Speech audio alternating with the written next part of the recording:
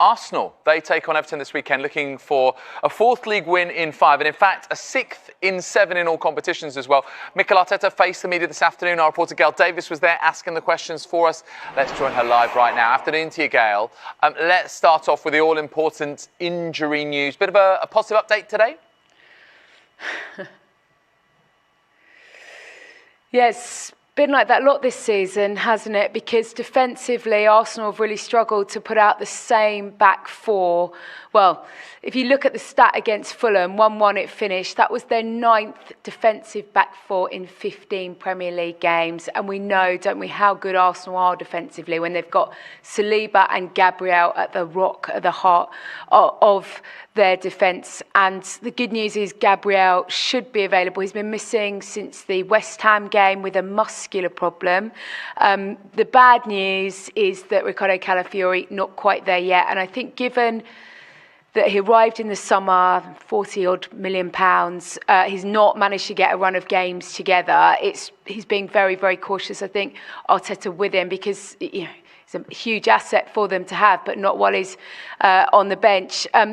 A bit disappointed, Arteta, when I spoke to him after the Fulham game on Sunday, but they had that big win, didn't they, in the Champions League against Monaco. A fantastic performance, wasn't it, from Bukayo Saka, his 3rd and 4th Champions League goal of the season. His numbers this season, Arteta talked a lot about them today, are pretty phenomenal in terms of his goals and his assists. Only Mo Salah is ahead of him. There's still so much to do. There's everything to win, still.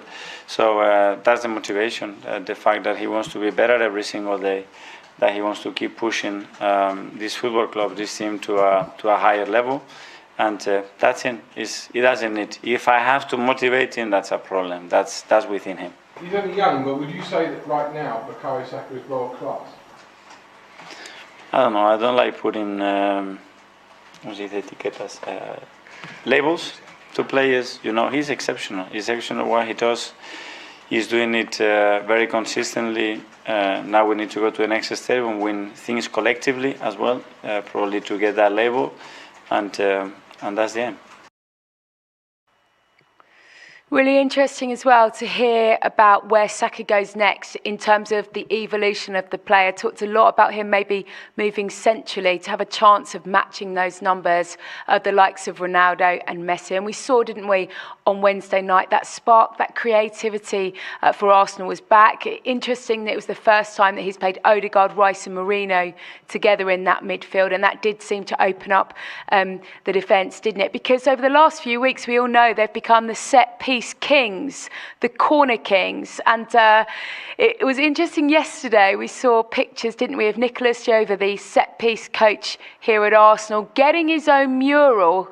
My goodness, since when did set-piece coaches get that sort of notoriety? He's become a household name, hasn't he? And Arteta was happy about it and said he probably was going to enjoy the mural himself. So happy. He fully deserves it, the same as many other staff and coaches. So it's great that the attention is not just on the players or sometimes the manager. That our supporters can think that way and someone can be so creative, and it makes people value and be recognized. And I think it's something really good. Has he seen it yet? He obviously hasn't seen it. Is he going to go and you showed him, yeah? Have a look past it? Did he like it? He would say, well, he would love it.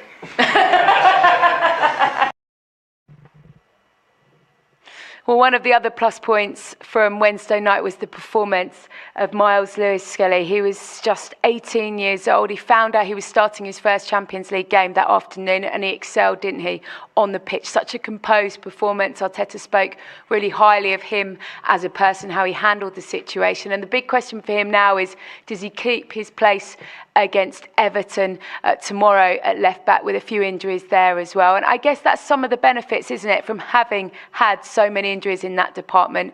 We could have seen the emergence of a new star. Who's winning the set-piece derby, Kim? Arsenal will thrash Everton, I think. Everton have had decent form at home of late, but Arsenal are probably not the type of team that they would be. And I think a lot of what comes from these relegation teams like Everton, or the teams struggling at the bottom, is that physical strength and physical power. But Arsenal are just stronger and they're more physical. So I can't see a way in which Everton get at Arsenal. I think it'd be 3-0. I think Arsenal win it. I'm not sure it's going to be as comfortable as that, just because I know from previous years how an Everton side under Sean Dyche are going to approach this game.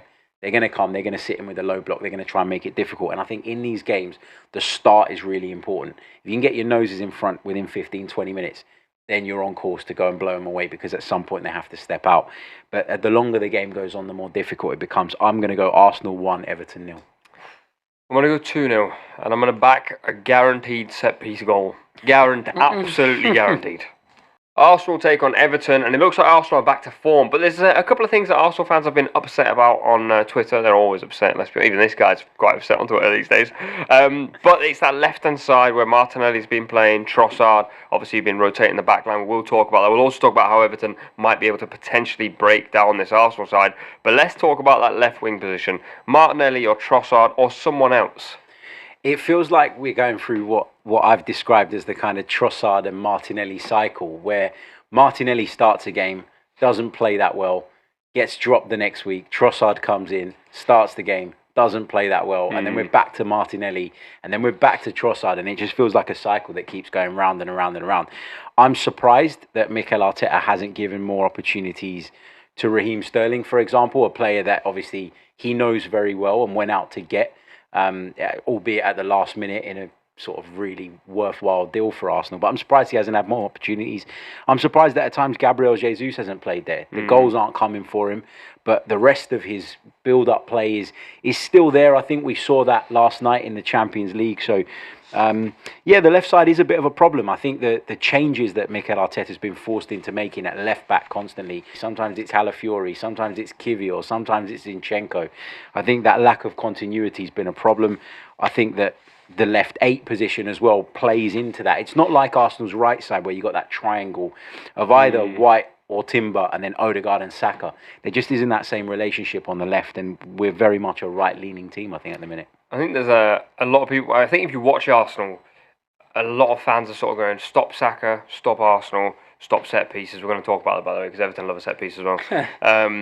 But I think with Saka and Odegaard, that they're two players that you can't stop. Like, there's going to come a point where they do something. But the opposite side, I think if I'm an opposition team, I almost just go, and you do see it, teams just go, just let them have the ball, because they're not really going to do anything with it.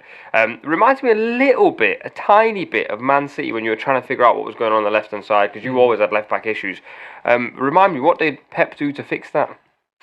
He still really hasn't, has he? Not a huge deal. I mean, we haven't actually had a real proper left back in a very long time. And then that left wing position is one that's continually rotating. The one thing with Arsenal on the left-hand side that I think is, you were mentioning it's like a constant rotation, but that doesn't help anyone. That doesn't help anyone's confidence. It doesn't help anyone's fitness. It doesn't help anyone play into form. So I wonder if, because you look at that left side and they're saying, on this sheet here against Arsenal, against Everton, that left-hand